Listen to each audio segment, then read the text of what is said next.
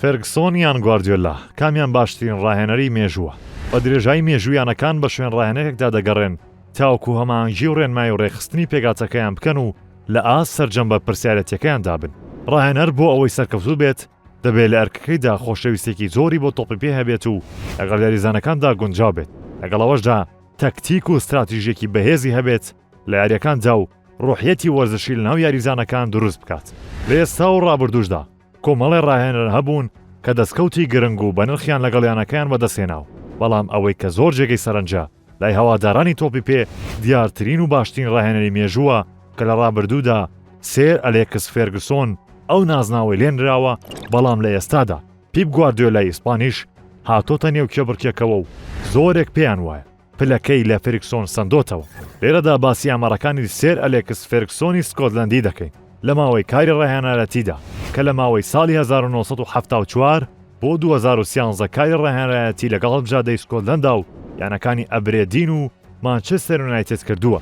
توانیوێتی 49 نازناو لە 39 ساڵدا بەدەست بهێنێت لە 1530 یاریدا، لەگەڵ یانە جیاوازەکان ڕاهێنەرەتی کردووە 908 بردنەوە و 348 یاری یەکسان بووە و لە 341 یاریدا تووشی شکست هاتووە.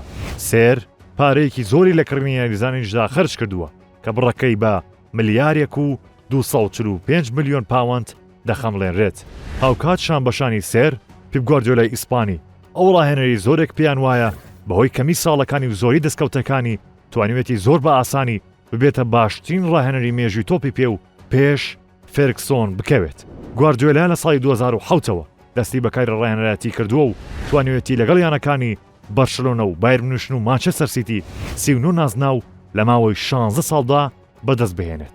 ڕاهێنەرە ئیسپانیەکە لە 834 یاریدا لەگەڵ ئەو یانانەی ڕاهێنەریان بووە لە 670 یاریدا بردنەوەی بەدەستێناوە و 112 یاری یەکسان بووە. هەروەها ئەو یاریانەی دووچاری شکست بووە ژمارەیان 105 یاریە. گواردیۆلا هەمیشە بەوە ناسراوە پارەی زۆر بۆ کڕینی یاریزانەکان تەرخان دەکات.